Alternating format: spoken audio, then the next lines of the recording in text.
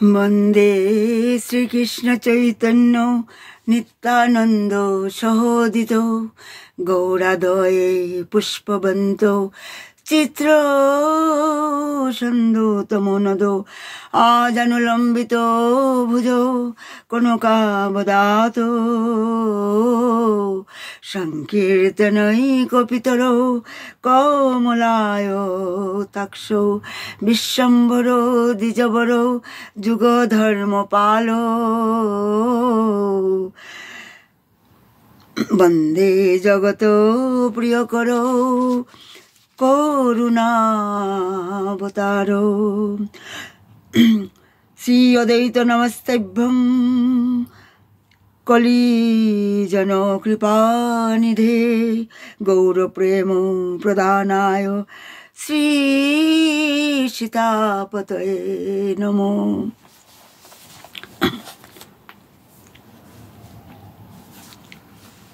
प्रथमे आमी भक्तिरसपात्र अकिंचन वैष्णव महाभागवत महापुरुष श्री श्री स्वामी शिवानंद गोस्वामी महाराजेर चरण आमार कोटि कोटि दंडवत प्रणाम और समस्त रूपानुग गुरुवर्ग गुरु परम्परा और समस्त आचार्यवर्गेर चरण आमार कोटि कोटि दंडवत प्रणाम एवं आमार शिक्षा गुरु भक्ति वेदांत मन गोस्वामी महाराजेर चरण कोटि कोटि दंडवत प्रणाम और उपस्थित समस्त कृष्ण प्रेम अनुरागी गौर भक्तबिंदेर चरण आमार कोटि कोटि दंडवत प्रणाम। आमी शुद्ध मने शुद्ध भावे जाते आमी कीर्तन करते पारी आशीर्वाद करबेन। कलिजुग पावन अवतार भुवन मंगल अखिल रसामृत सिंधु प्रेम पुरुषोत्तम श्रीकृष्ण चैतन्य महाप्रभुर मंगलमय शास्त्रीय उपदेश एवं तार प्रिय पार्श्वतनुदेर माने मंगलमय जीवन गाथा माने जा शुनले आमादेर चित्त शुद्ध हये जाय माने आमादेर चेतना सुप्त चेतना जागृत है माने कारण महाप्रभु एसेছেন এই কলিযুগে আমাদের চেতন সত্তাকে জাগানোর জন্য এসেছেন। মহাপ্রভু তিনি তার পার্শ্বদের বলে গিয়েছিলেন যে এই প্রেমের বীজ যেটা মহাপ্রভু আমাদেরকে দিয়েছেন প্রেমের বীজ বপন করার জন্য তো তিনি এসেছিলেন আর সেই বীজটাকে ছড়ানোর জন্য তিনি তার পার্শ্বদের তিনি বলেছিলেন মানে আর তখন নিত্যানন্দ প্রভু বলে উঠলেন হ্যাঁ যে প্রভু তুমি তো নিজের সংসার ত্যাগ করে গৃহস্থ ছেড়ে সংসার ছেড়ে জগন্নাথপুরীতে তুমি চলে গেছো আর আমাদেরকে বলছো সংসার ধর্ম করতে এবং আমাদেরকে তুমি মায়ার বন্ধনে তুমি ফেলছো মানে কারণ মহাপ্রভুর সমস্ত পার্শ্বদরা সবাই গৃহস্থই ছিল। তখন মহাপ্রভু তখন বললেন দেখো শ্রীপাদ যে যে শক্তি আমার পার্শ্বদের মধ্যে আছে যা তোমার ভিতরে আছে তুমি কারণ তুমি এই জগতের জীব ন তুমি তোমার স্বরূপ ভুলে গেছো শ্রীপাদ তুমি এই জগতের ন তুমি ভুলুক থেকে এসেছো তুমি তুমি ভুলুকে তুমি গোলক থেকে এসেছো নিজের স্বরূপ তুমি ভুলে যাচ্ছ শ্রীপাদ তুমি এসেছো জগতের মঙ্গল করার জন্য কারণ সাধারণ মানুষের পক্ষে তা সম্ভব নয় তাই তুমি সংসার রচনা করো এবং এবং তাই কি নির্দেশ দিয়েছিলেন যারে দেখো তারে কেহ বলো কৃষ্ণ কথা আর নিত্যানন্দ প্রভু নতজানু হয়ে সবার কাছে তিনি ভিক্ষা বাড়ি বাড়ি গিয়ে দরজায় গিয়ে করাঘাত করে নখ করে সবাইকে ভিক্ষা খুঁজেছিলেন নতজানু হয়ে যে আমি ডাল চালের ভিক্ষা নিতে আসি নাই তোমরা একবার মাত্র মুখে গৌর নাম বলো হরিনাম করো সেটাই বলেছিলেন মহাপ্রভুর আজ্ঞা পেয়ে কারণ কারণ একমাত্র মহাপুরুষ গুরুকৃপা আমাদের দরকার কারণ গুরুকৃপা ছাড়া মহাপুরুষ মহৎ পুরুষের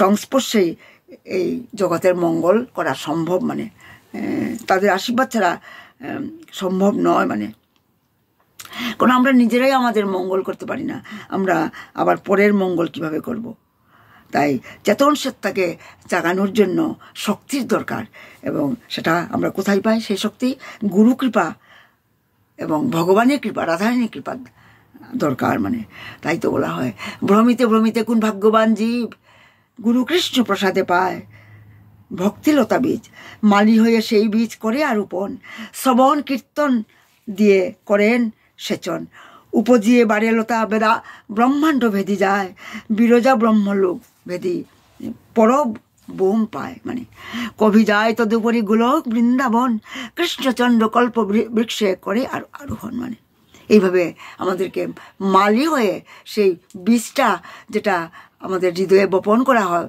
ভক্তিলতা বীজ, সেটাকে মালি হয়ে আমাদের সিঞ্চন করতে হবে শ্রবণাদি জলের দ্বারা। মানে এইভাবে ভ্রমণ করতে করতে যখন আমরা কোনো ভাগ্যবান ব্যক্তি, যখন যিনি মানে সমর্পিত আত্মা, মানে যার জাগতিক বিষয়ে কোনো আসক্তি নেই, যিনি একমাত্র কল্যাণকামী, এইরকম ভগবত ভক্ত যার মধ্যে ভগবান শক্তি সঞ্চার করেন, তিনিই মাত্র একমাত্র এই জগতের কল্যাণ করতে পারেন।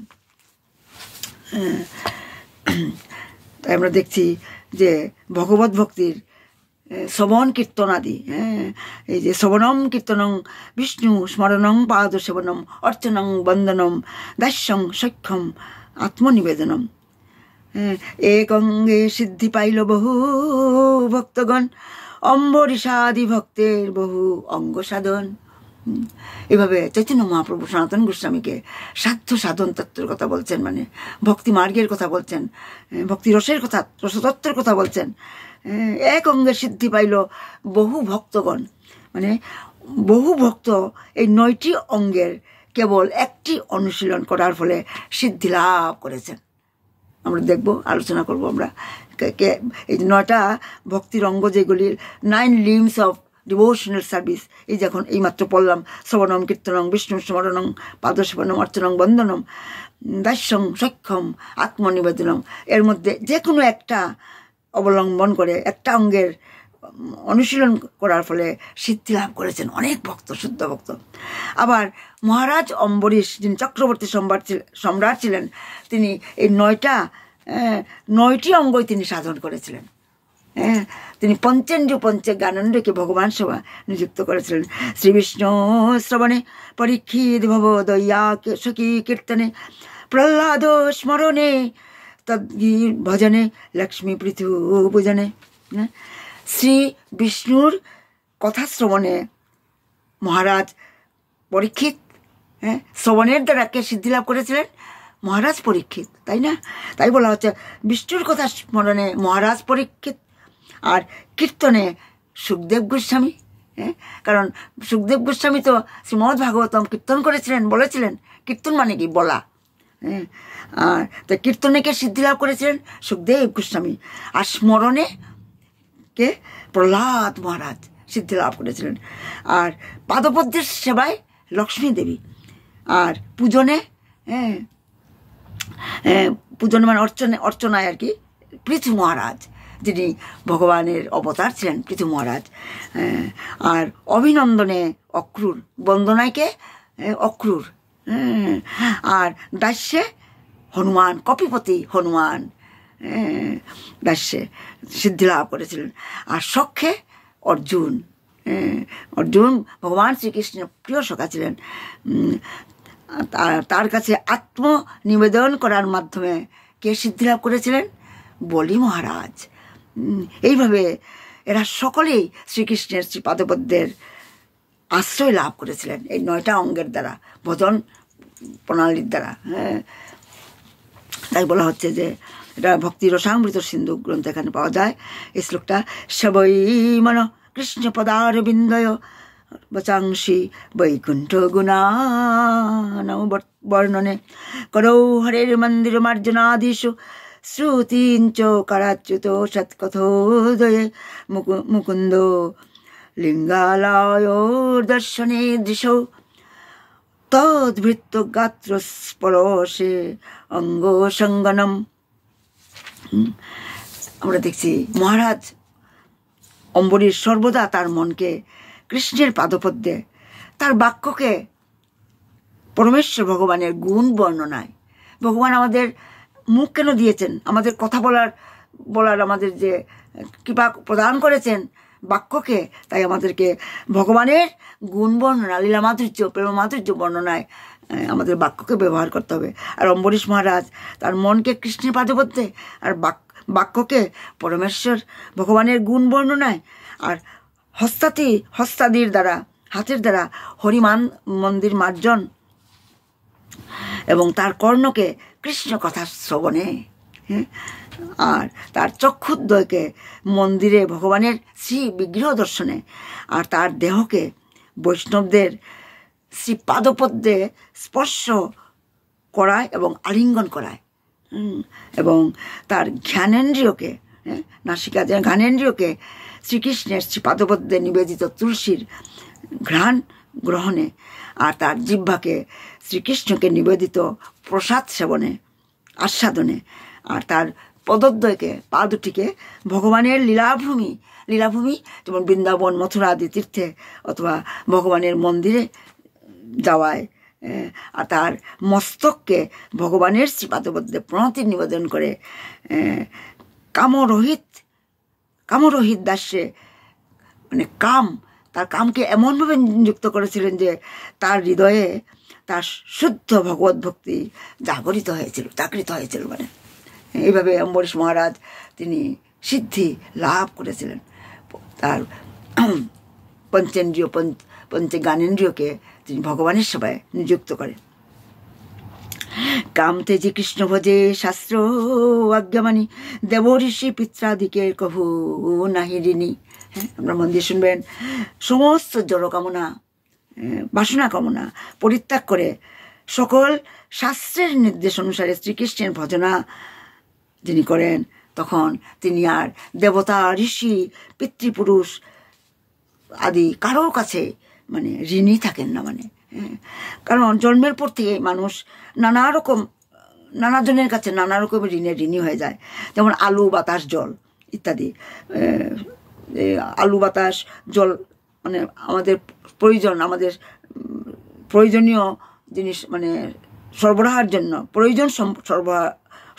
জন্য মানুষ কি হয়, দেবতাদের কাছে ঋণী। মানে অগ্নি দেবতা, জলের যে দেবতাকে বরুণ দেবতা, এইভাবে পবন, বাতাস, পবন, তাদের কাছে মানুষ ঋণী। মানে কারণ আলু ছাড়া তারপরে বাতাস ছাড়া, জল ছাড়া তো আমরা বাঁচতে পারবো না। এই জন্য এগুলো আমাদের দেবতাই আমাদেরকে সরবরাহ করান, তাই আমাদের দেবতাদের কাছে আমরা ঋণী। মানে আর বৈদিক শাস্ত্রের নিহিত জ্ঞান লাভের জন্য আমরা ব্যাসদেব, নারদ, অসিত, তারপরে দেবল, এইরকম ঋষিদের কাছে আমরা ঋণী। মানে আর কোনো বিশেষ পরিবারে জন্মগ্রহণ করার ফলে আমরা আমাদের পিতৃপুরুষের কাছে আমরা ঋণী। আর গাভীর কাছ থেকে দুগ্ধ পাওয়ার ফলে আমরা গাভীর কাছে ঋণী। কিন্তু কেউ যখন সমস্ত বাসনা পরিত্যাগ করে পরমেশ্বর ভগবানের সেবায় সর্বতভাবে নিযুক্ত হন, তখন তার এই মানে সমস্ত ঋণগুলি আপনা থেকেই পরিশোধ হয়ে যায়। তখন আর আলাদা করে ঋণ শোধ করতে হয় না। মানে আমরা অগ্নিতাহুতি দিয়ে, হোমের দ্বারা দেবতাদের যজ্ঞ করি, অধ্যাপনের দ্বারা ব্রহ্মযজ্ঞ বা ঋষিযজ্ঞ, তর্পণের দ্বারা পিতৃযজ্ঞ আমরা করি, বলির দ্বারা আমরা ভূত যজ্ঞ করি, অতিথি পূজার দ্বারা নৃযজ্ঞ আমরা সম্পাদন করি। এইভাবে পঞ্চযজ্ঞের দ্বারা পঞ্চ ঋণ পরিশোধ হয়। তাই এই প্রকার পাঁচটা মানে যজ্ঞ অনুষ্ঠান করা মানে কর্তব্য। কিন্তু আপনার মন দিয়ে শুনবেন, কিন্তু কেউ যদি সংকীর্তন যজ্ঞ করেন, সংকীর্তন যজ্ঞ মানে হরিনাম, মানে তারক ব্রহ্মনাম, এই যুগের যে যুগধর্ম, হরে কৃষ্ণ মহামন্ত্র যদি মানে জপ করেন, কীর্তন করেন, কেউ যখন সংকীর্তন যজ্ঞ করেন, তখন আর তাকে অন্য কোনো যজ্ঞ অনুষ্ঠান করতে হয় না, অন্য কিছু করতে হয় না। তাই বলা হচ্ছে যে অজ্ঞানে বা হয় যদি পাপ উপস্থিত, কৃষ্ণ তারে শুদ্ধ করে না করায় প্রায়শ্চিত্ত। মানে কিন্তু ভক্ত যদি অজ্ঞানতাবশত যদি কোনো পাপ কর্ম করে, তাহলে শ্রীকৃষ্ণ তাকে সেই পাপ থেকে মুক্ত করান। ভগবান ভক্তকে তার পাপের জন্য প্রায়শ্চিত্ত করান না। সেই ভক্ত যিনি সাময়িক ভুলের জন্য মানে ভক্তিমার্গে চলতে চলতে পদস্খলন হতেও পারে, তা কিন্তু ভগবান তাকে কিন্তু ক্ষমা করেন, তাকে পাপ থেকে মুক্ত করেন। ভক্তের সেই পাপকে, ক্ষণিকের যে পাপ পদচ্যুত তার ভক্তিমার্গ থেকে, সেটার থেকে তাকে মানে আবার তুলে ধরেন, মানে লিফট করেন, আপলিফট করেন, তাকে শাস্তি প্রদান করেন না, পাপ থেকে মুক্ত করান তিনি।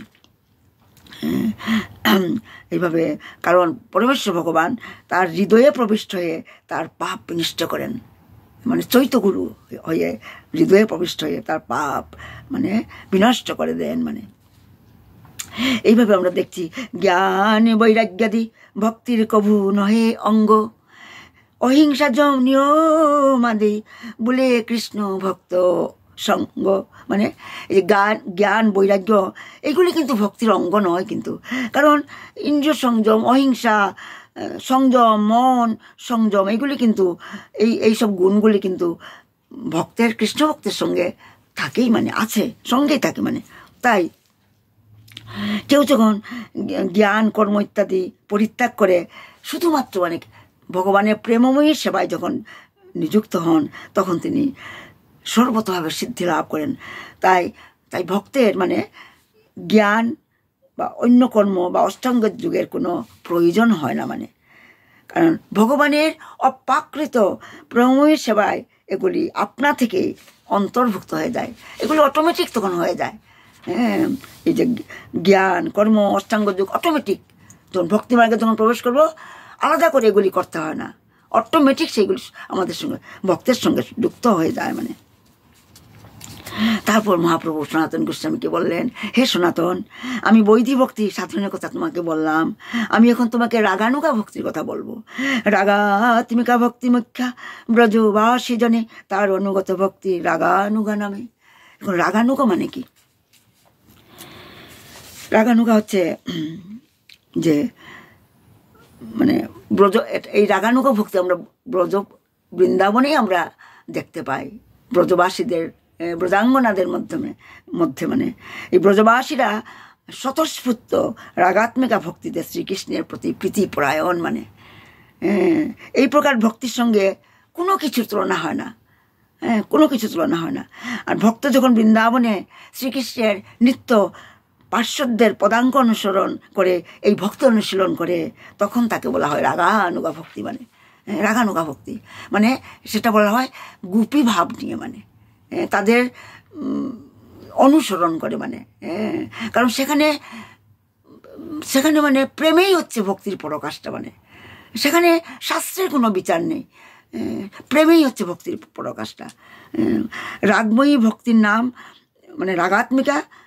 আর কোনো ভাগ্যবান ব্যক্তি কেবল এই প্রকার ভক্তির প্রতি মানে লুলুপ হয়। মানে এটা কিন্তু খুবই মানে এটা সাধন দ্বারা সেটা হয় না, এটা কৃপাসাধ্য। মানে কৃপাসাধ্য আমাদের গুরুদেবের কৃপা ছাড়া, রাধা মাধবের কৃপা ছাড়া, রাধারানীর কৃপা ছাড়া, মহৎ পুরুষের কৃপা ছাড়া এটা পাওয়া সম্ভব নয়। এই রাগময়ী ভক্তি মানে রাগময়ী ভক্তির হয় রাগাত্মিকা নাম, তাহা শুনি লুব্ধ হয় কোনো ভাগ্যবান।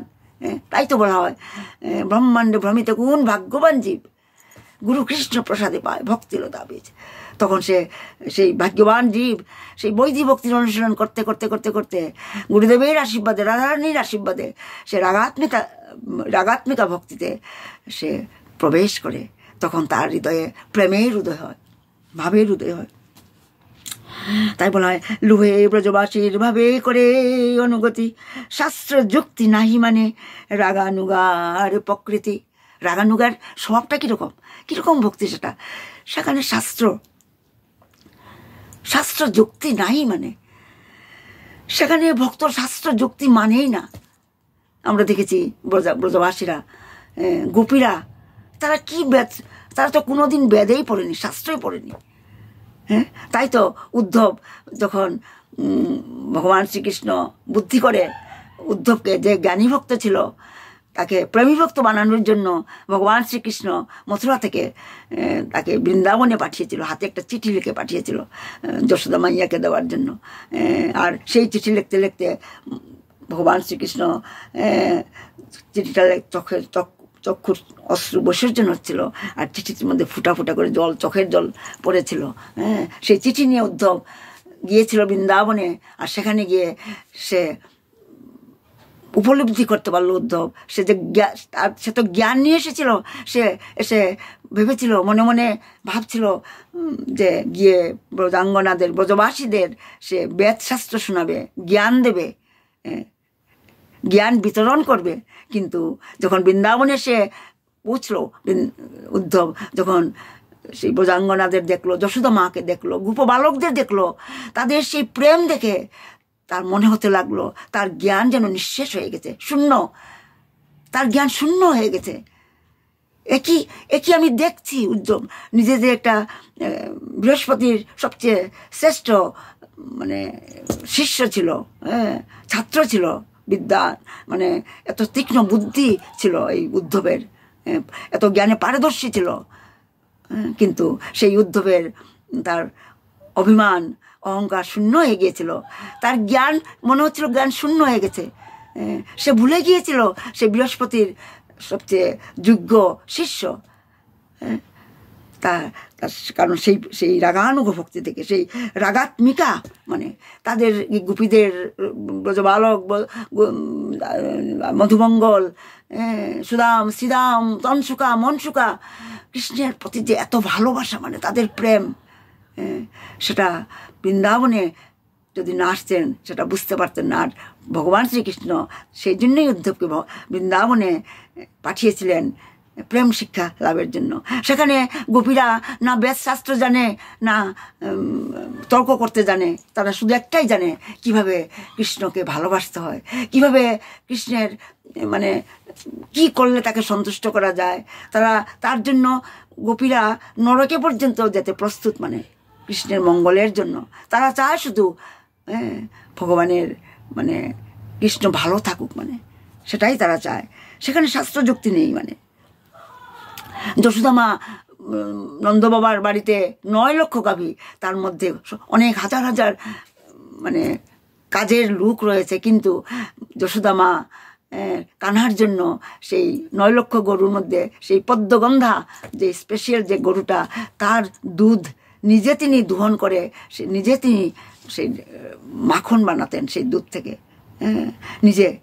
এত প্রেম, গোবিন্দ দামোদর মাধবেটি, গোবিন্দ দামোদর মাধবেটি। বৃন্দাবনে ঘুম থেকে ওঠার সঙ্গে সঙ্গে সবাই মুখে একই কথা উচ্চারণ, গোবিন্দ দামোদর মাধবেটি। কৃষ্ণর কি খেলে তার দেহ পুষ্ট হবে, তাকে কিভাবে সেবা করা যায়, কিভাবে তাকে সন্তুষ্ট, সেটাই সবাই একটাই চিন্তা সকালে ঘুম থেকে উঠে।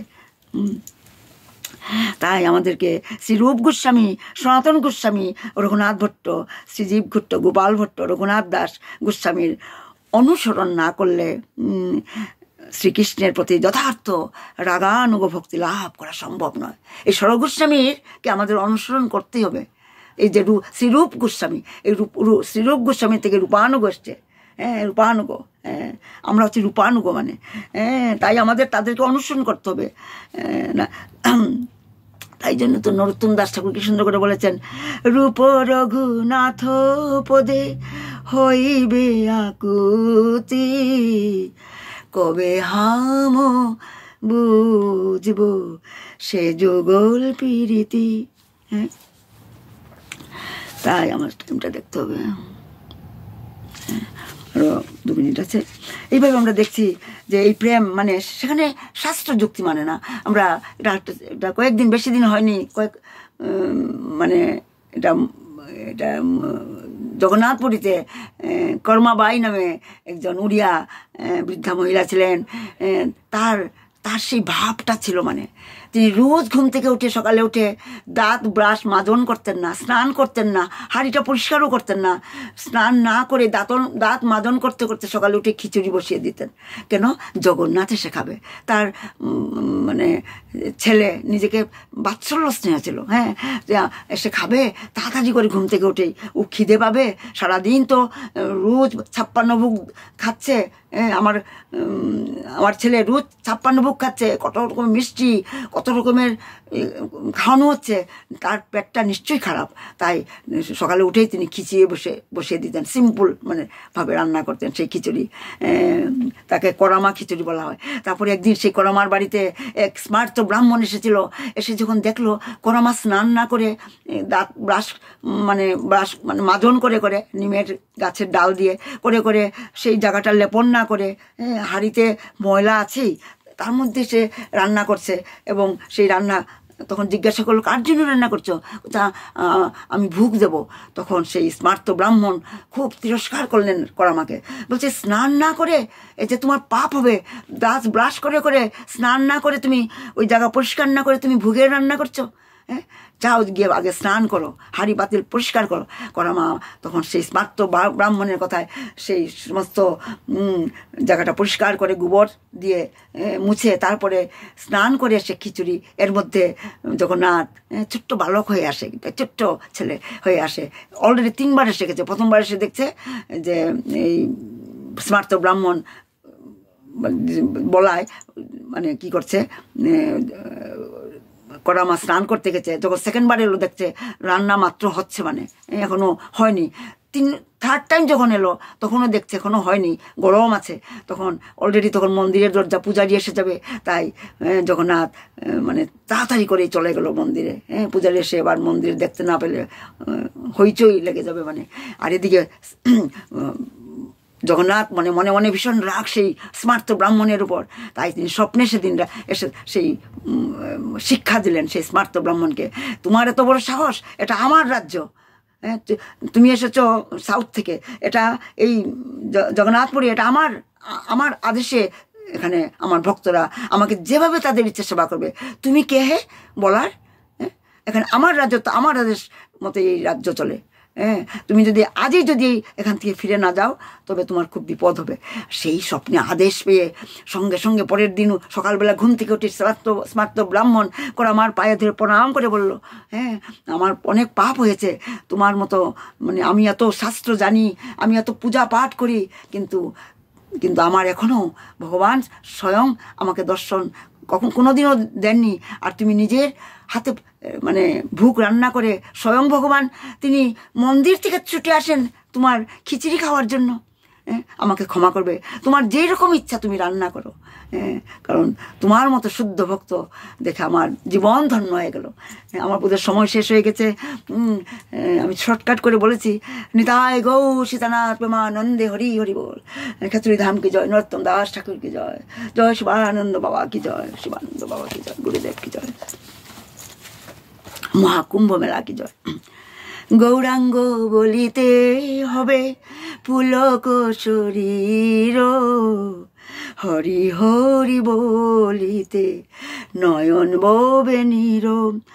আরো কবে নিতাই চাঁদে করুণা হইবে, সংসার বা সোনামুর কবে তুচ্ছ হবে, বিষয় ছাড়িয়া কবে শুদ্ধ হবে মন, কবে হাম হেরব শ্রী বৃন্দাবন। রূপ রঘু নাথ পদে হইবে আকুতি, প্রার্থনা করো সদা নরোত্তম দাস। জয় রাধে জয় রাধে জয় রাধে জয় রাধে। প্রণাম সবাইকে, প্রণাম। নিতাই গৌর প্রেমানন্দ হরি হরি বল। প্রণাম। আমার ভুল ত্রুটি মার্জনা করবেন। প্রণাম।